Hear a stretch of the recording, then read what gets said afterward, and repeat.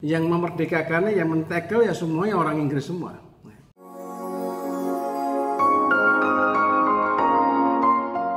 Jumpa lagi dengan 5 Minute Global Paradox, satu cerita tentang kontradiksi di dalam hubungan internasional. Kali ini kita akan bercerita tentang benua Amerika yang kalau dilihat dari konsep kemerdekaan ala Indonesia, itu menurut saya semuanya belum merdeka. Mengapa demikian? Ya, karena konsep kemerdekaan di Indonesia itu kan yang menyatakan kemerdekaan kan orang pribuminya. Oleh Soekarno-Hatta adalah bumi putra Indonesia yang menyatakan kepada dunia bahwa by this time, by some reason, Indonesia itu merdeka loh. Apapun yang akan terjadi, kami tackle bahwa kami adalah berdaulat. Itu adalah pernyataannya Soekarno-Hatta. Walaupun ketika itu kalau dibantah dengan hukum internasional itu atas nama apa itu persoalan yang. Tapi yang jelas statementnya adalah orang bumi putra kepada dunia bahwa dia merdeka. Nah, kalau kita lihat seperti itu ya, benua Amerika yang sekarang ini populasinya kira-kira ada 1,000,002 orang itu belum merdeka. Mari kita lihat dari yang paling utara yaitu Kanada.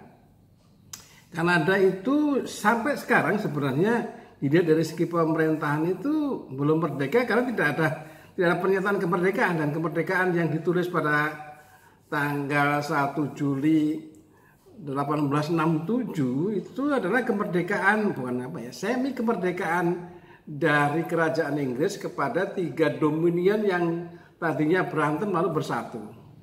Yang memerdekakannya, yang men-tackle ya semuanya orang Inggris semua.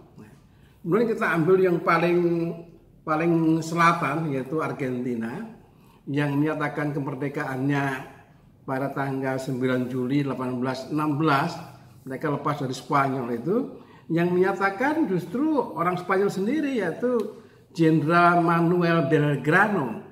Walaupun tidak ada berkas filenya, tapi adalah mereka orang Spanyol juga.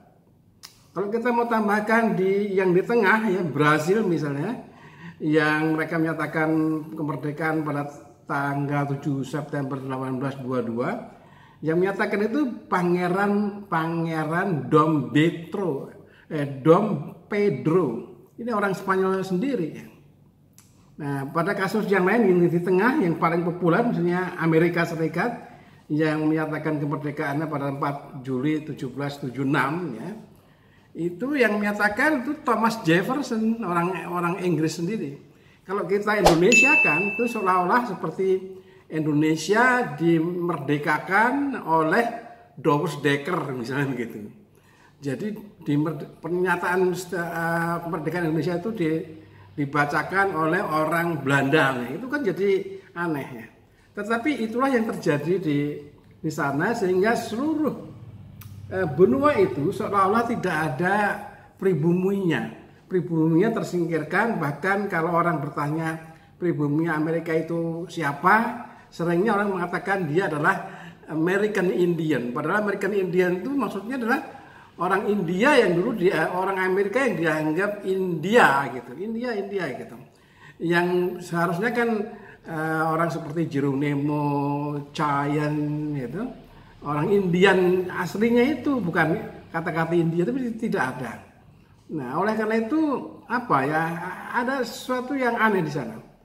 Bahkan di seluruh Amerika, terutama Amerika Latin itu mulai tahun 1987 tanggal 12 Oktober itu dinyatakan atau ditentukan sebagai hari Spanyol, ya hari nasional Spanyol. Hispanic Day atau Fiesta Nacional de España.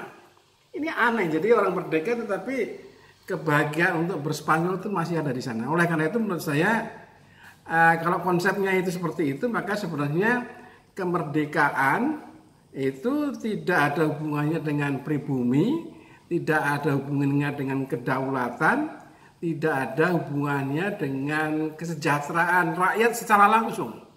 Maksud saya model Indonesia ya boleh, model Amerika ya boleh.